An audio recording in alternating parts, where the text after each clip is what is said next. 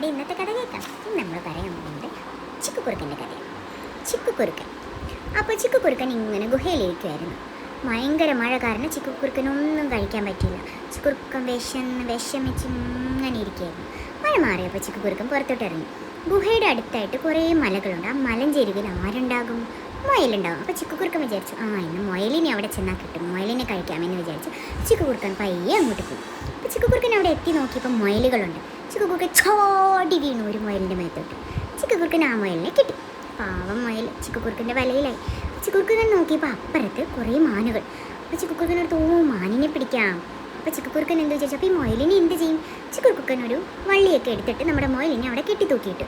എന്നിട്ട് ചിക്കുക്കുറുക്കൻ മാനിനെ പിടിക്കാൻ പോയി. മാനിൻ്റെ അടുത്ത് ഇപ്പം ചെന്ന് കഴിഞ്ഞ് മാനിനെ ഒറ്റച്ചാട്ടം. പക്ഷെ മാനിനെ കിട്ടിയില്ല. അപ്പോൾ ചിക്കുക്കുറുക്കനോട് സാരമില്ല, എനിക്ക് മുയലിനെ കിട്ടിയിട്ടുണ്ടല്ലോ, മുയലിനെ തിന്നാം. അങ്ങനെ ചിക്കുക്കുറുക്കൻ മുയലിനെ പിടിക്കാൻ വേണ്ടി മുയലിനെ എടുക്കാൻ വേണ്ടി ചെന്നപ്പോൾ അവിടെ മുയലില്ല.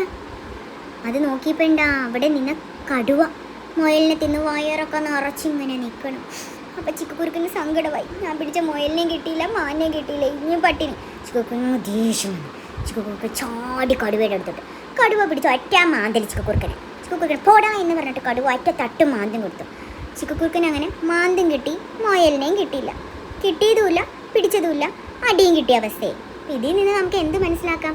അത്യാഗ്രഹം എന്താണ്? ആപത്താണ്. അത്യാഗ്രഹിക്കാൻ പാടില്ല. നമുക്ക് കിട്ടിയത് വെച്ച് നമ്മൾ സന്തോഷത്തോടെ ജീവിക്കണം. അപ്പോൾ ഈ കഥയെല്ലാം